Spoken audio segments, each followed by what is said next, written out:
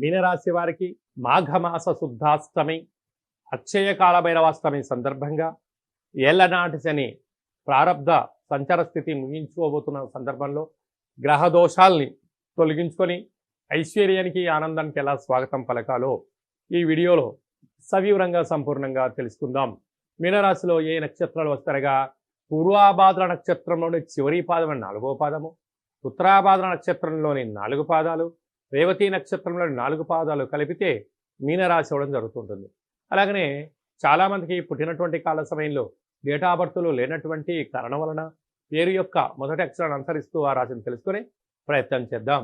The, దుమ్, శం, జా, ధ, దే, దో, చా, చి అక్షరాల వారందరూ కూడా మీనరాశి జాతకులే. మీనరాశి యొక్క అధిపతి దేవగురు బృహస్పతి.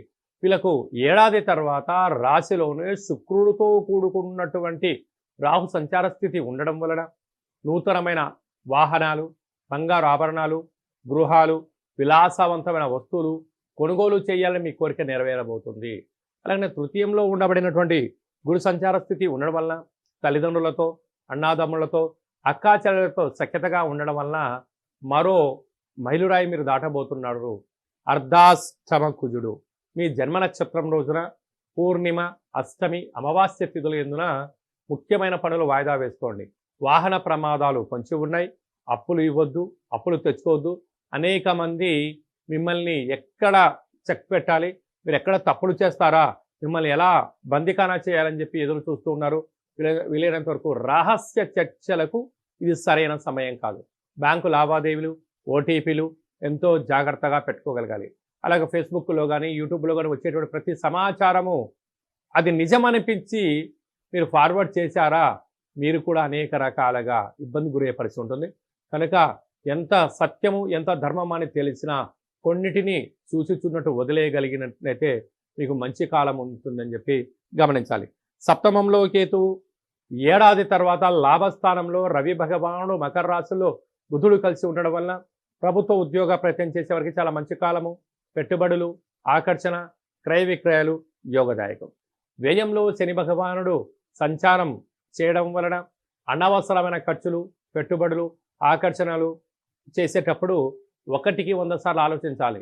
అయితే ఇల్లు కట్టేటప్పుడైనా, ఒక ప్రాజెక్టులు ప్రారంభించేటువంటి కాల సమయంలోనైనా 1కి 100 సార్లు ఆలోచించాలి. నిపుణుల సలహాలు తీసుకోగలిగితే భవిష్యత్తు బాగుంటుంది. లేకపోతే ధనము, సమయం 2 వృధా అవ్వడమే కాకుండా భవిష్యత్తు అగమ్య గోచరం కాకుండా చూసుకునే బాధ్యత మనపైనే ఉంటుందని చెప్పి గమనించాలి.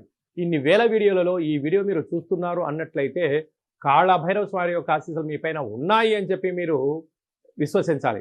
అలాగనే కాళభైరవ స్వామి స్మరణ, ధ్యానము, కూష్మాండ దీపము, అలాగనే స్వామివారి యొక్క అష్టకాన్ని వినడం వలన ఆయన మన ఇంటికి వచ్చి మనల్ని కాపాడుతూ అడ్డంకుల్ని తొలగించుకొని ఐశ్వర్యానికి, ఆనందానికి స్వాగతం పలికేటువంటి మనోధైర్యాన్ని ప్రసాదిస్తాడని చెప్పి గుర్తుపెట్టుకోగలగాలి. కనుక నీటి వ్యాపారస్తులు, పాల ఉత్పత్తులు, హోటలు, సాఫ్ట్వేర్ రంగం వారు, హార్డ్వేర్ రంగం వారు, గృహ వ్యవసాయ నిర్మాణ కార్యక్రమాలు చేసే వారందరికీ కూడా భగవంతుడి ఆశీస్సులు అవసరం అని చెప్పి గుర్తుపెట్టుకోగలగాలి.